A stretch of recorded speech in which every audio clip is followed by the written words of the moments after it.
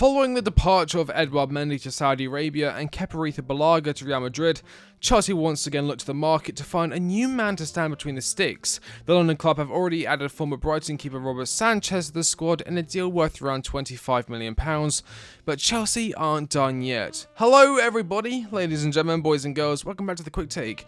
In today's video I'll be analysing 3 goalkeepers in order to determine whether or not they are perfect fit for Pochettino or not. If you haven't already, make sure you like the video and subscribe if you are new. At 15,000 subscribers, I'll be giving away 3 King of London lightsabers, courtesy of ownasaber.com. Check the pin comment down below to enter. When deciding which goalkeeper would be perfect for Chelsea, I first have to take into consideration what Pochettino demands of his keepers. Poch prefers to play a rather vertical style of football, usually starting play out from the back, so alongside being a highly competent shot stopper, the keeper of choice must be comfortable with the ball at his feet along with being able to distribute the ball to attackers higher up the field efficiently and effectively. The first goalkeeper I'll be looking at is Valencia's Diogo Mamardashvili. The 6'6" Georgian shot stopper began his career in the top flight of Georgian football, making loan appearances across a number of seasons before moving to La Liga side Valencia in 2021 on a loan with a buyout clause for just €850,000, one of the bargains of the century in hindsight. Since then, Mamardashvili has established himself as the #1 pick between the sticks and has even found himself featured in CIES Football's best under-25 goalkeepers list, along with the likes of Gianluigi Donnarumma and Diogo Costa. But what makes him so good? Well, his physical nature has certainly helped him make a name for himself. Standing at nearly 2 meters tall, Mamardashvili has little issue challenging his opponents in the air, snatching the ball before the player can reach it. He is well equipped to deal with crosses into the box, stopping on average 7.7% from reaching their target. It sounds low, but the Georgian shot stopper ranks in the 85th percentile for successfully stopping crosses coming into the box. Mamardashvili is also able to launch the ball high up the field, kick-starting attacks. When compared to other goalkeepers, Mamardashvili ranks in the 91st percentile for the average length of his goal kicks, a rather handy trait to have when he will have names like Nicholas Jackson, Mikhailo Mudryk and Michael Olise to find with these kicks, who are more than capable of making something happen. Mamardashvili does have some weaknesses however, one being his on-the-ball ability. Last season, Mamardashvili averaged around 33 touches per 90, with 14.8 accurate passes per game, around 60% of his total passes. Another potential weakness is his saving technique. The Georgian prefers to parry shots instead of catching them. Although it gets the job done, this may be more costly in a league where the attackers drill to always be ready, always be in a position so that if a keeper does parry a shot, you'll be ready to tap it in. Mamardashvili is still young and can be moulded to a more ball-playing keeper with some focused training, but it will take some time. One more point to mention is Mamardashvili is a very promising shot stopper. Although, as I said, he has a very tall frame, this does not detract from his ability to get to the ground quickly to stop shots whilst adding to his capacity to make stunning reflex saves from long shots and corners, much like Petr Cech used to do. He is commanding, not afraid to shy away in the big games. We're playing at home against Real Madrid last season. Valencia snatched a 1-0 victory against Los Blancos, with Mamardashvili being a large component, achieving an 8.2 rating even after a yellow card. In that game, Mamardashvili really came into his own, making great saves after great save, stopping goals from the likes of Karim Benzema and Federico Valverde. At 22 years old, he has a very bright future ahead of him, with some of the biggest clubs in the world taking great interest. Real Madrid even went as far as to bid for the Georgian recently, only for the bid to be rejected from Valencia. When one of the biggest clubs in the world trusts you as their final line of defence, it's obvious there's talent. Mamardashvili signed a contract extension until 2027, so any club interested in his services will have to pay a healthy sum, healthier than Real Madrid's €25 million offer. Valencia are reportedly in a bit of trouble when it comes to their financial standings, therefore I believe if a bid were to arrive closer to €35 million to €40 million, a deal could be agreed.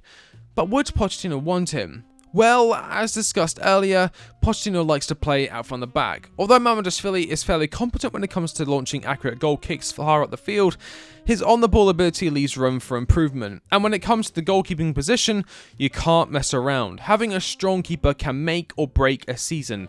Sometimes they are the only thing that separates one team walking away with 3 points and the other with their heads hanging low.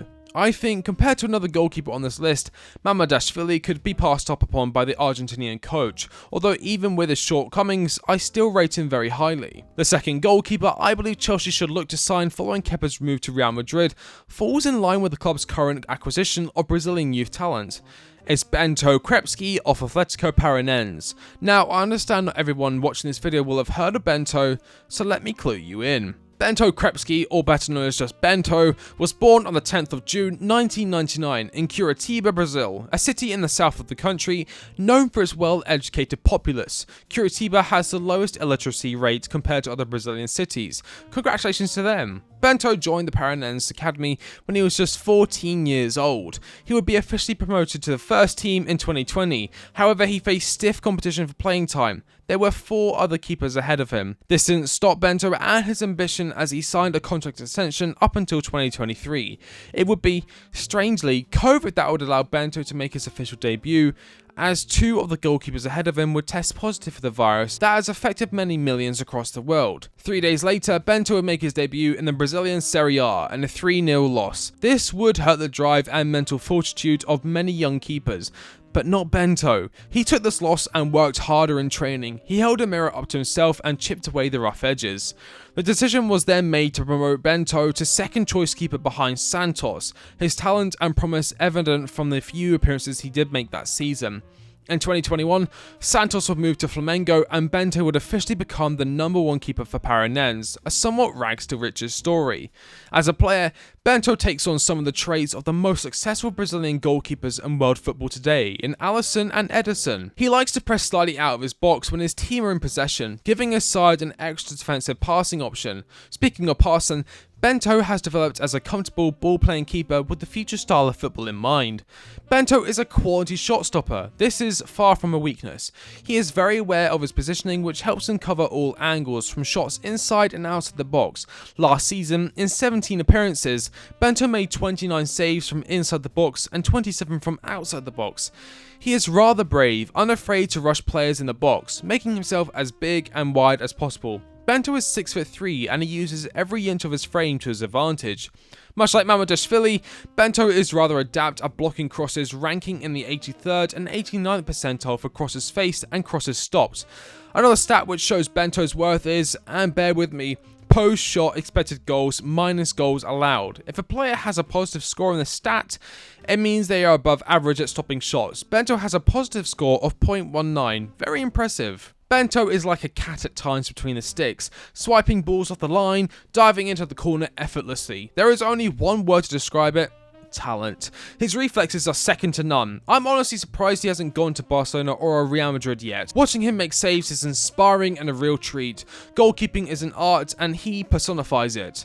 On the ball, he's relatively comfortable. He prefers to make safer passes than try something difficult which could go wrong and lead to a goal conceded, so you can't really fault him on that front. Between the Lines did a really good breakdown for Bento. One of the stats they highlighted for the Brazilian was his long passing ability. According to Between the Lines, Bento averaged a 55% accuracy for balls played higher up the field. It could of course be higher, but at the same time it could be lower. The fact is, Bento is still 24 and would be utilised more as a backup option for Robert Sanchez, which, according to some reports, is exactly what Chelsea are in the market for. In terms of price, Bento would be the cheapest option in this video by quite some margin, with Paranaense reportedly demanding around 10 million euros for the shot stopper service. In my opinion, 10 million euros for one of, if not the most exciting goalkeeper coming out of Brazil is a steal and falls in line with Chelsea's current approach to recruitment. A slight stumbling block which may arise is Paranaense's insistence to include a 20% sell-on clause, although if the club plan on retaining the shot stopper for a good number of years, this shouldn't be an issue. And finally, the last name on the list is a name which has surrounded Chelsea for a while now, wanted by many this summer. It's of course Diogo Costa of FC Porto. Costa was born on the 19th of September 1999 in surprisingly, Rochefort, Switzerland. Although, as both of his parents were Portuguese, Costa went on to represent Portugal in international competitions such as the World Cup. Like most footballers, Costa's dream to play in front of thousands began in his childhood, playing with his brother Vitor before enrolling with the local footballing academy AMCH Ring. Costa began to attract attention from some big clubs whilst at Ring, and it wasn't long before the young goalkeeper was invited by Benfica to participate in some training sessions. Costa was moved to one of Benfica's feeder clubs, where he continued to thrive before signing for Porto 2 years later, where he's been ever since. His growth and development since joining FC Porto in 2011 has been immense, winning the UEFA European Championships with the Portuguese under-17s, the UEFA Youth League for the 18-19 season, and a handful of individual awards, including the Newcomer of the Year award, which was gifted to him following his meteoric rise in 2017. His ability shone so bright, legendary goalkeeper Iker Casillas branded the young Diogo Costa his successor, providing the young Diogo Costa with a rather large pair of boots to fill, but fill them he did. Following Porto's youth side's triumph against Chelsea in the 18-19 UEFA Youth League, the man who had showered Costa with such praise suffered a heart attack, providing Costa with the opportunity, although under horrific circumstances, to break into the senior squad, acting as the understudy to Vena for the rest of the season. Diogo Costa would make his official senior debut on the 25th of September 2019 in the opening match for the Taça della Liga, keeping a clean sheet in the process. He would then go on to make his league debut 2 months later against Boa Vista, with the game ending in a 1-0 defeat. The Portuguese keeper would mainly play in cup games, helping his team win the Taça da Liga and entail the league. For the 2021 season, Costa remained the understudy, this time to Makasin. However, it was this season in which Diogo Costa would take on the 99 shirt. For those of you who don't know, the 99 shirt was famously won by Porto goalkeeper Vitor Baia, who made a total of 406 league appearances for the Portuguese side between 1988 and 2007. Costa would go on to wear this shirt with pride, paying homage to the legend. It would be in the 21-22 season where Diogo Costa would evolve from the understudy to one of the best young goalkeepers in world football today.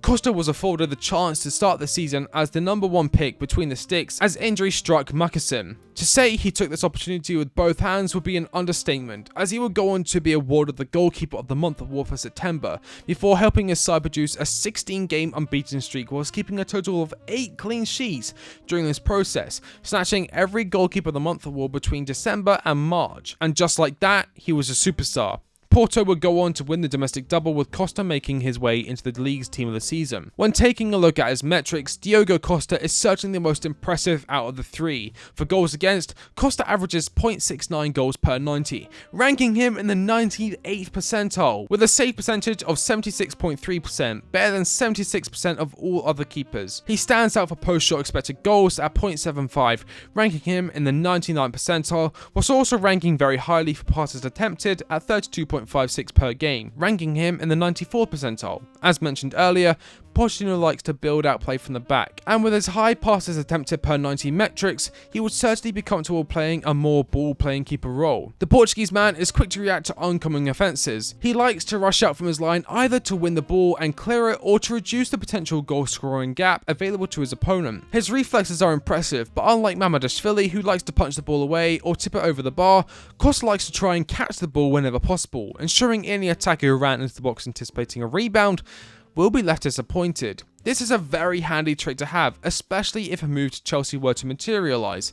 In terms of progression and achievements, Costa is the most established on this list by quite some margin. Although he's only been the number 1 goalkeeper for Porto for the last 2 seasons, he has accepted this responsibility and matured into a world-class keeper, capable of creating man-of-the-match performances to, on occasion, win his side all 3 points. Diogo Costa's current contract contains a €75 million release clause, which comes to around £64 million, making him the most expensive option on this list by far, although Chelsea have shown their ability to splash the cash in a way which doesn't upset FFP, or at least which doesn't upset FFP immediately. £64 million over 5 years amortizations comes to around £12.8 million per year, which is, in my opinion, a fair price to pay for what is one of, if not the best, under 25 goalkeeper available in the market. here, falling straight in line with Chelsea's approach of recruiting great players at a younger age for a more continued period of dominance. If I had to rank the three from worst to best in terms of ability,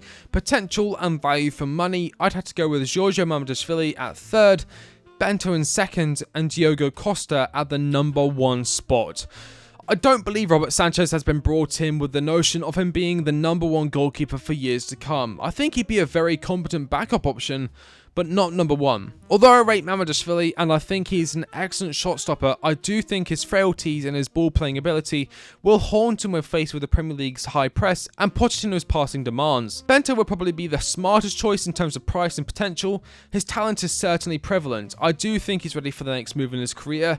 But Diogo Costa is world class, and if he wants to challenge for league titles, for FA Cups and for Champions Leagues, you'll find it impossible lacking a world class keeper. Just ask Liverpool, who probably should have had 1 or 2 goals in the 21-22 Champions League final if it wasn't for Courtois' heroics that night in France. At £64 million, in today's market, that is fair.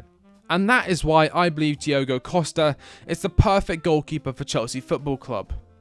Well, that's about it. Let me know your thoughts in the comment section down below. What will be your top 3? Do you think I'm wrong?